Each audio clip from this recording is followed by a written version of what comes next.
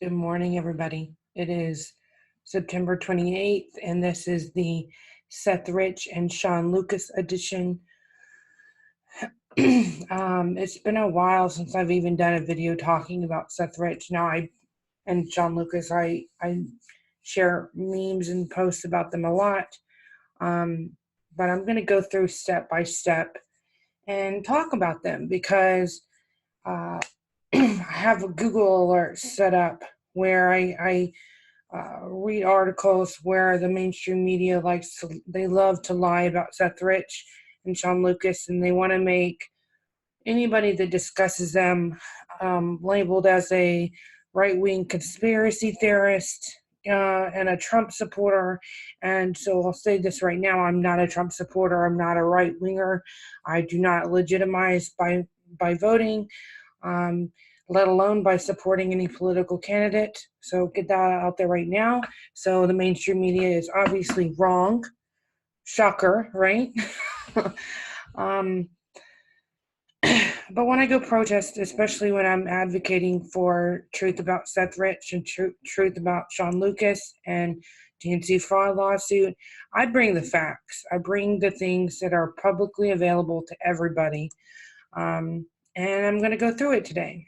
So if you want to look at this document that I made, you can go to tinyurl, so tinyurl.com/Seth, SETHRICH, so Seth Rich and Shawn Lucas story.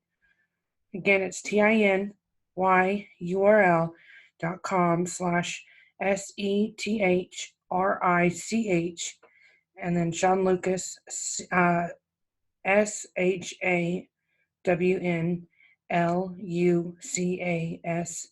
story. Okay. Start at the beginning. Okay. So Seth Rich and Shawn Lucas, they're not conspiracy theories. They were real people who were both killed. Two people associated. They were potential witnesses in the DNC Fraud Lawsuit.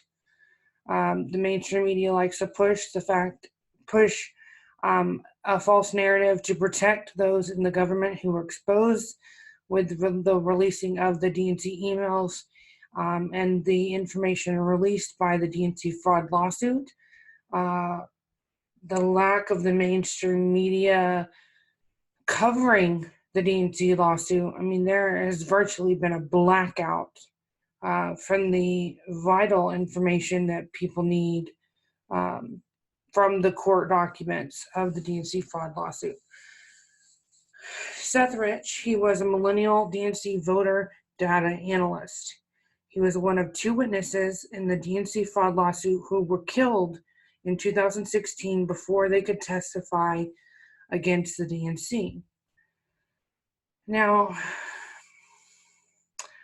first let's start with Wikileaks.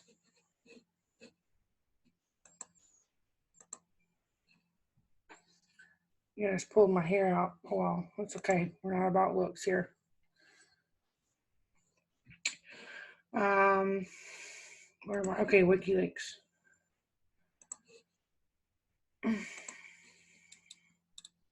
Wikileaks is a publishing company that allows whistleblowers to leak information without risking their identity being exposed and their lives being taken for it. This grassroots organization has grown over the last 10 years and has consistently produced credible information without any retractions. Just think, can you name any mainstream media source that can say the same? I doubt it. You can go to wikileaks.org to find out Cablegate, the Afghan warlocks, Podesta emails, Clinton emails. I mean, so much. They've given us so much information I never received growing up in school, for sure. I mean, vital information that we need to know about our government. They open up governments. They open up corporations that commit crimes. And they do that by just providing a way for people to leak and then publish. All they do is publish. They don't hack anything. They've never hacked anything.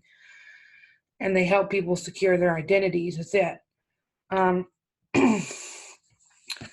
Here's a little information about DNC Fraud Lawsuit.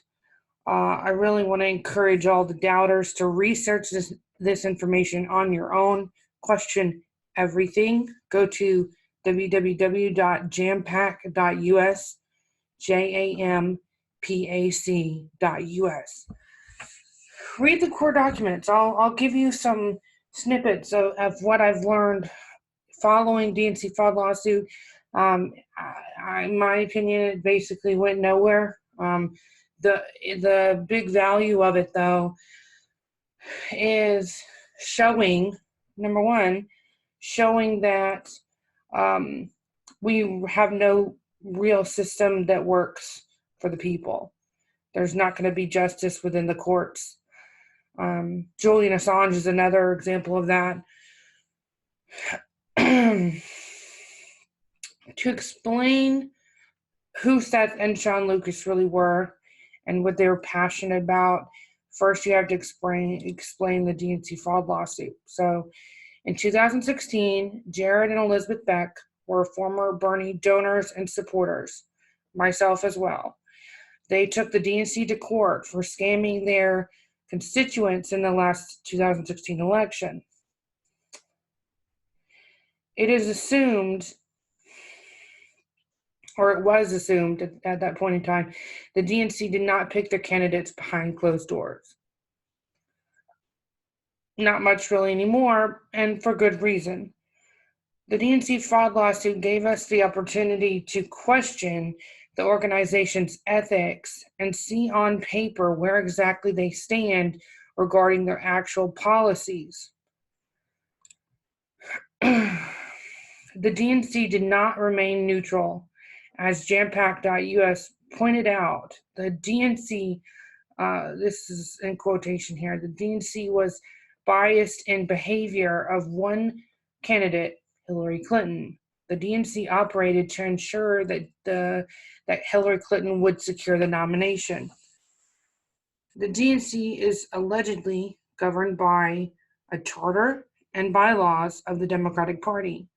One of the Democratic Party bylaws expressly obligates the DNC to remain neutral with respect to candidates seeking the party's nomination for president. That being said, here is what the DNC claims in court. Number one, there is no such thing as a Democrat. The DNC just encourages people to vote for the Democratic Party. Now just think about these. Don't immediately have an opinion about it. Just let it soak in. And again, when I publish this, I'll publish the document link for what I'm reading, what I've collected. Number two, no one has any right to an expectation of a fair election. In the DNC, if the DNC wishes to elect a candidate in the primary instead of a free election process, that is their right. Now let that one really soak in. I'll say it again. No one has any right to an expectation of a fair election. If the DNC wishes to elect a candidate in the primaries instead of a free election process, that is their right. 3, donating money to Bernie Sanders doesn't mean the money was going to assist specifically him to win the primary. You have no right to think the DNC was obligated to follow their own charter and internal policies about elections. 4, discussion of and any disputes with the DNC do not belong in a transparent process. For the direct quotes, you should go to jampac.us and read the court documents yourself. I think that has been one of the biggest ways to educate myself is just getting in there, finding court documents, reading them, finding the emails, reading these emails myself, not through another party. You're certainly not going to see it on CNN, because if you remember, I don't know I don't remember if it was CNN or if it's MSNBC, but they said, "Oh, it's illegal to read documents without our looking glass." That's not true at all. It's illegal to steal documents, and people like Chelsea Manning served their 7 years for it, and Julian Assange for publishing it. They sacrificed a lot. The least we could fucking do is read them. Ultimately, the DNC fraud lawsuit was thrown out in limbo, and is a clear indication that we live in a post-law, post-truth world. Political parties manipulate us against one another to ensure chaos and keep the status quo intact. Okay, more about Seth Rich. And Jared Beck too. Jared Beck, he was the leading DNC fraud lawsuit attorney. He had already made a public declaration that in fact Seth Rich and Shawn Lucas were both witnesses were going to be witnesses in his lawsuit. This is public record. This is not negotiable. This is not a right-wing conspiracy.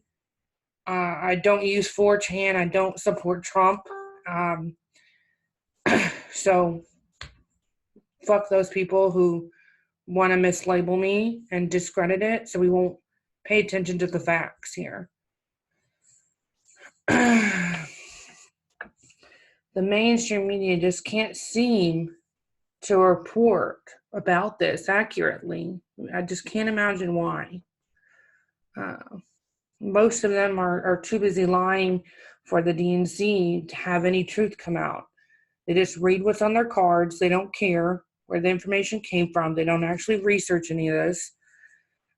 And those that do report it, they end up retracting it because their boss tells them to, saying, "Hey, we're gonna lose investors." So they're controlled by the money. Follow the money always. And definitely with this story, follow the money, because there is a money trail. Okay. So, with Shawn Lucas, this is a big deal for me because it's almost never reported by the media at all. But before I go on, let's talk about Crowdstrike. Actually, Crowdstrike is the fraudulent organization that the DNC paid to claim Russian hacking on their servers. When the FBI came knocking, asking for their servers, they didn't give them to them. I mean, do you have the authority? Do any of us have the authority to tell the FBI no? If they wanted our computer, they would take our computer. So why is Clinton and the DNC above the law? Ask me that. So they paid Crowdstrike, allegedly, to claim Russian hackers to look at their servers and give them an honest report. That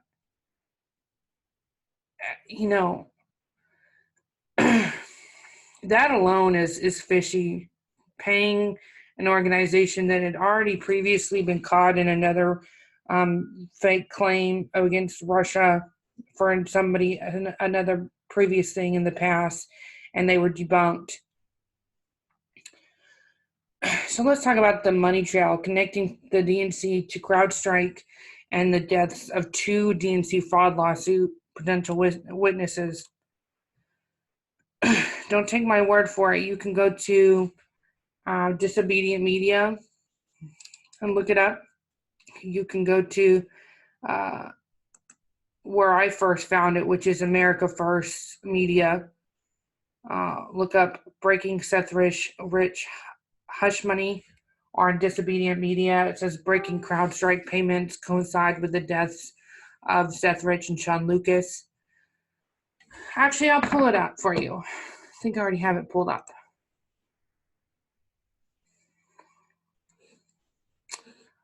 If I can find out how to share the screen here. Share screen. Right here. I mean, in black and white. One day after each of them died. Payments. 98,000, 113,000 on the same day, another 4,000. So they got paid one day after each of them died. Seth Rich died on the 10th of the 7th right here. And then Shawn Lucas died 1 month later, roughly. Almost 100 grand. This is a money trail. This is what we call follow the money. This is literally, and they don't even care. This is public record. Or you can go to, I really like this article. Not a super big fan of America First Media because of the fact that they're pro-establishment through Trump. But this information, regardless, is accurate. I mean, you saw it for yourself right here. Crowdstrike payments coincide with the death, and I really trust Disobedient Media. They have been very accurate. They go step by step and tell you about it. Now, they also have gone in extreme detail talking about Lucifer 2. So check that out. Check it out as well. A lot of information. You've got to read it, guys. Here's a quote from Julian Assange. We'll play it. I'll play it. It's always better to see it firsthand. Put the captions on. Donald Trump has had a disastrous few weeks. If you look at the polls, he needs a miracle. In the American political lexicon, there's such a thing as the October surprise. The stuff that you're sitting on, is an October surprise in there? He doesn't sit on anything, just so you guys know. This is how the interviewers talk. It's just distraction. Do you even know what you're sitting on? Wikileaks never sits on material. Whistleblowers go to significant efforts to get us material, and often very significant risks. There's a 27-year-old works for the DNC who was shot in the back, murdered just 2 weeks ago for unknown reasons as he was walking down the street in Washington. And this was a very, very short interview. Okay, so in this short interview talking about the leaks, he brings up Seth Rich. There would be absolutely no reason why he would bring this up if he didn't know who the leaker was. Now, they said that the way their process works, they don't know in advance who the person is, but they can, by serious, heavily vetting, they can kind of decipher who it might be. And then when he died, that was probably their for sure confirmation. That's why they offered a fee of what do you call it when someone dies, and offer money for a reward for any information about his death. WikiLeaks, I think it was like 50,000. It might have gone up. That was just a robbery, I believe, wasn't it? No. You see how they already know, they already have a defense for it. And they just believe whatever the police say, because there's no finding. So what are you suggesting? I'm suggesting that our sources take risks, and they become concerned to see things occurring like that. But was he one of your sources then? I mean, we don't comment on who our sources are. See, I don't know if that was involuntary. Like that. But was he one of your sources then? I mean, you see that? One more time. I mean, like that. But was he one of your sources then? I mean, we don't comment on who our sources are. Why make the suggestion about a young guy? That was a for sure, yeah, to me. Because we have to understand how high the stakes are in the United States, and that our sources are, our sources face serious risks. That's why they come to us, so we can protect their anonymity. But it's quite something to suggest a murder. That's basically what you're doing. Well, that others have He's given the facts. That we are investigating to understand what happened in that situation with Seth Rich. I think it is a concerning situation. There's not a conclusion yet. We wouldn't be willing to state a conclusion, but we are concerned about it. And more importantly, a variety of Wikileaks sources are concerned when that kind of thing happens. Okay.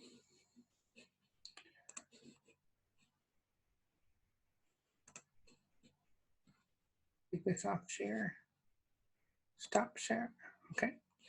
So you heard it yourself. I don't have to say it for you. Look this up.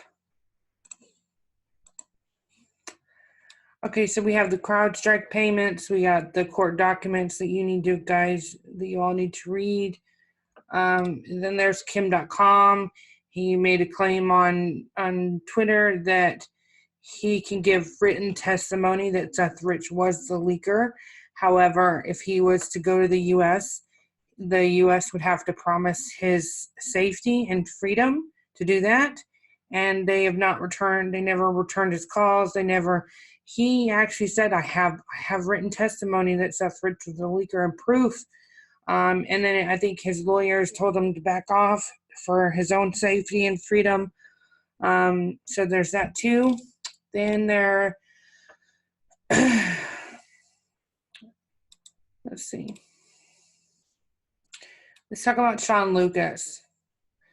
Shawn Lucas, he was the DNC Fraud Lawsuit server. He volunteered to serve the DNC their lawsuit papers. We can watch the video. There's a video of it.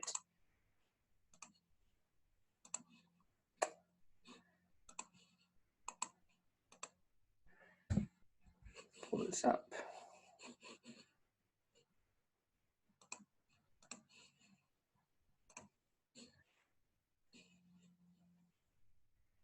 Like I said, I'm not a right-winger. I'm not a crazy conspiracy theorist. I deal with facts. And I knew that there was foul play immediately.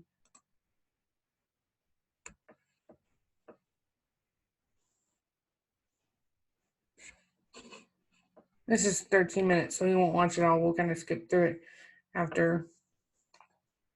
You'll see how, really quick, I want to mention that in the lawsuit, I've read this book thoroughly. Okay, it's called What Happened to Bernie Sanders by Jared Beck.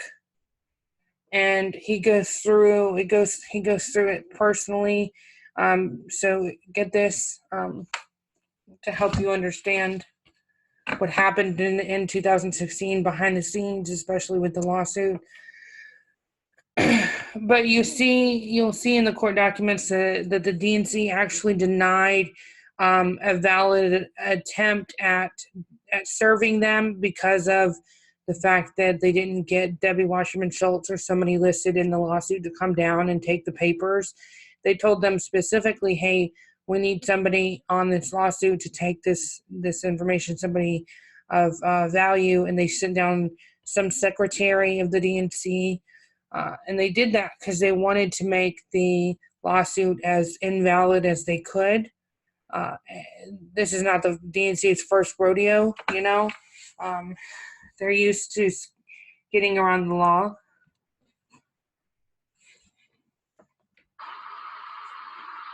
So here we are in front of the Democratic National Headquarters.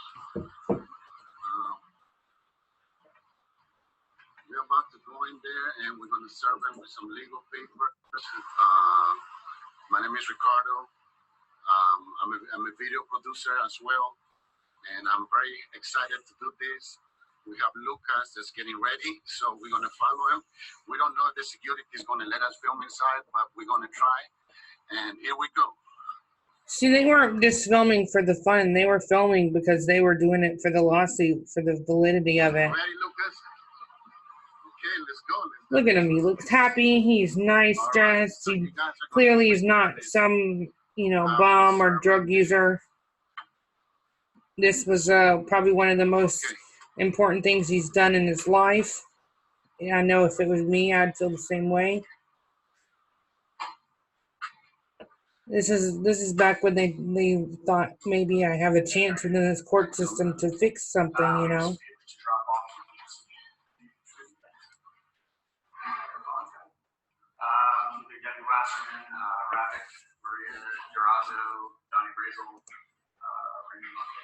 See, he named the people off that could pick it up.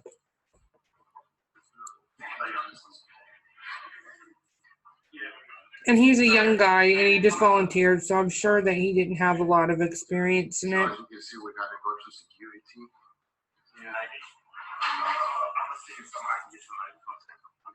Okay. They're gonna try to get someone to come down.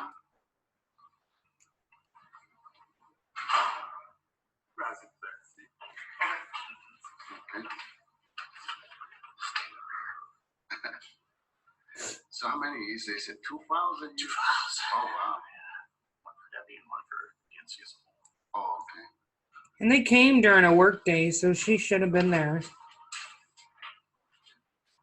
I think it was actually filed on a Friday, so maybe they cut out early for the day, or maybe they were up there hiding. Well, as you know, it's a holiday weekend, so we're assuming a lot of people are out of town, so we probably won't be able to serve Debbie in person.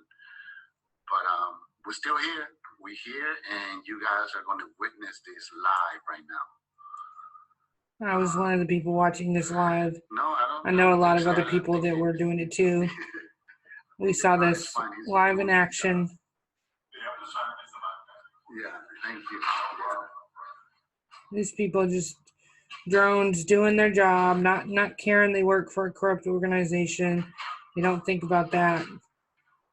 Doesn't matter to them. So fast forward it to the part where they, because they make them wait a while.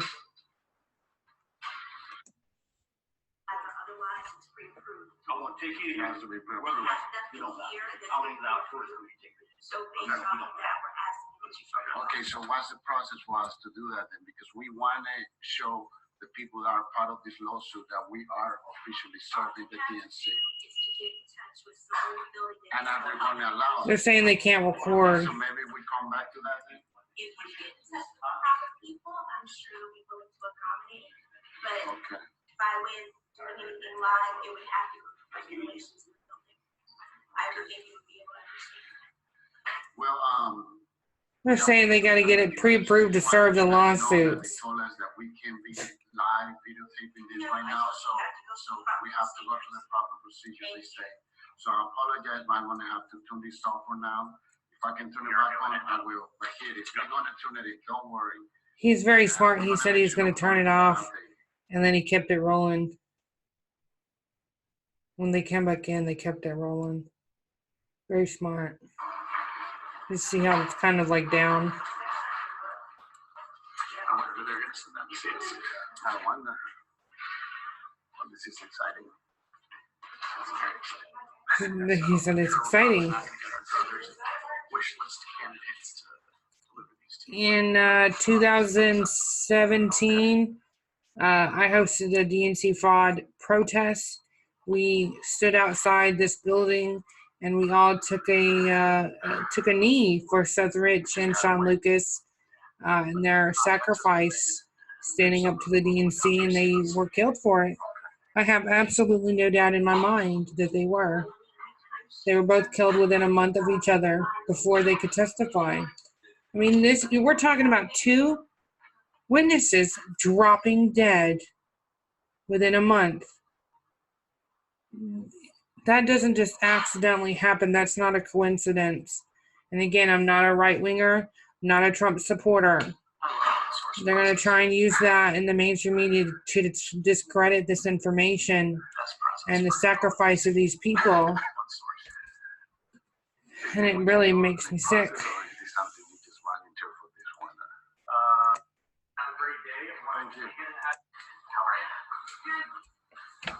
This is a secretary. How you doing, Alexa? I'm just with the DNC upstairs. With the DNC? Yes. All right. She knows how she didn't say her name. Service to the DNC. Okay. and this is for Debbie Wasserman Schultz. Perfect. You guys have been served. Thank you so much. Okay. Okay, thank you. Everything. Have a great day. Thank you. Happy 4th of July. All right.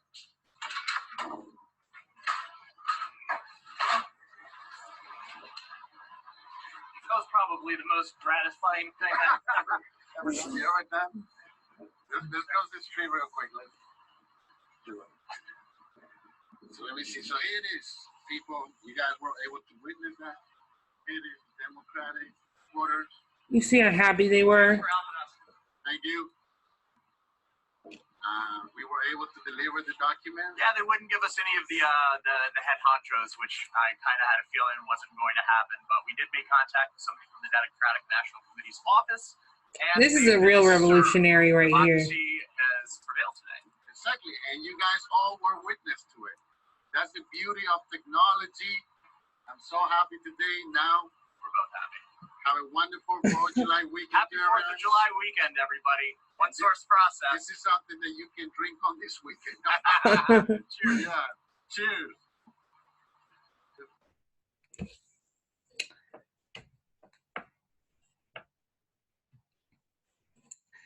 Now, there were correspondence with the police in regards to Shawn Lucas's death, and in the court documents, they even included those police reports about his death. Multiple times, the Becks had contacted. The Capitol Police has faced systemically. Sorry, one second. Diversity in your Oh, here's leadership, diversity in here's a good one too. While we're at it, let's just watch something else too. Yeah. Because something just played. This shows you what these people are like. I can figure out how to share again. Okay, share. Interesting that this will pop up. This is Debbie Wasserman Schultz threatening the police chief. She wanted I think her IT's laptops back. It really has been a challenge that the Capitol Police has faced systemically. This is a threat, in my opinion. Diversity in your leadership, diversity in recruitment. How are you focusing in on improving that? And I mean, I don't mean any disrespect, but it's hard to take your word for it. As you said, you're in leadership now, you're not in the rank and file. So, Mr. Chairman, it might be helpful for us to have an open, an informal meeting with the Capitol Police Union leadership so that we can hear from them. We don't have to do it in a hearing. But And they got those laptops back. They wanted them and they got them. Leadership, we have done that from time to time and give them an opportunity without the Capitol Police leadership here to talk to us about, some of their challenges. But Certainly, but diversity is one problem. we have a great diversity officer, Natalie Holder, who comes to us from the private sector, and she's done a lot of work with municipalities in New York City. We have what I think we do is we include people. I think we. Do you have goals? Do you have goals to increase diversity? Absolutely, we want to. Supposed to be returned, yes or no? Here we go. Yes. No, I mean in a specific sense. If the member loses the equipment, says they lose the equipment, and it is found by the Capitol Police, it is supposed to be returned. If ownership has been established, Right. it'll be returned. If it's subject to an ongoing investigation or additional things that need to be But returned. not an ongoing investigation related to the member. If the equipment belongs to the member, it has been lost. They say it's been lost and it's been identified as that member's, and the Capitol Police is supposed to return it. Correct? Well, it's not I can't give a yes or no answer on that because I know. It's a simple yes or no answer. If you lose, if a member loses equipment and it is found by the Capitol Police or your staff, and it is identified as that member's equipment, and the member is You not see she's associated grasping in the at case, straws here. and that is their equipment, it is supposed to be returned. Yes or no? Depends on the circumstances. And if the circumstances. I don't understand how that's possible. Members' equipment is members' equipment. It is not, under my understanding, the Capitol Police is not able to confiscate members' equipment when the member is not under investigation. It is their equipment. and it's supposed to be returned? Well, I think there's extenuating circumstances in this case, and I think that working through my counsel and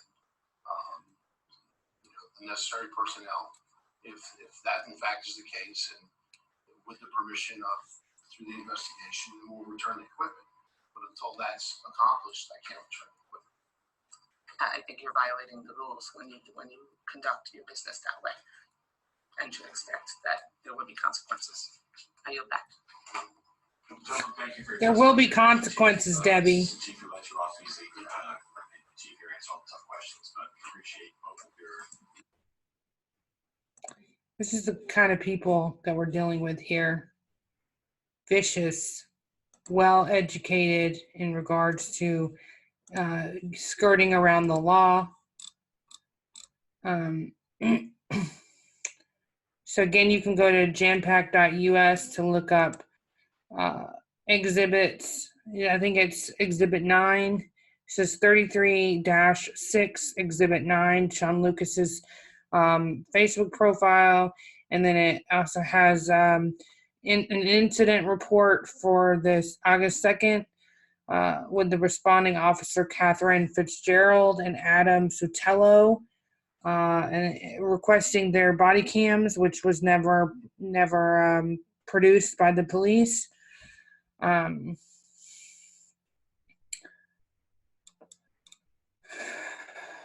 Again, to view this, you can go to tinyurl.com/Seth Rich Shawn Lucas story. I made it into a short URL so you could go see it.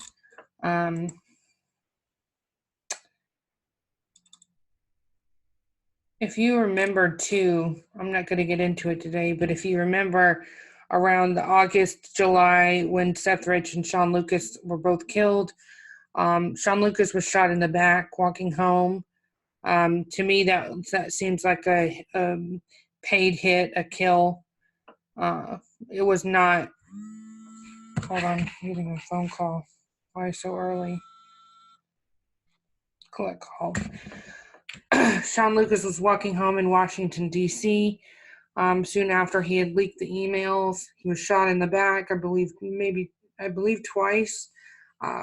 First responders report that he was still alive. It was not a kill shot, and he died at the hospital allegedly. I think too many coincidences, too many people that were a part of stepping up and calling out the DNC crimes. And like I said, Seth Rich was the DNC Voter Data Analyst. There's even a video floating on the internet about him talking about voter integrity. Okay, this is just because one of the first people to report about it was America First Media. They are pro-Trump. That does not discredit the information. That does not immediately dissolve the FEC.gov paper trail. It does not discredit all the other facts connecting the dots here. So I hope that clarifies some things. If not, message me and I'm happy to talk with you more in detail about it.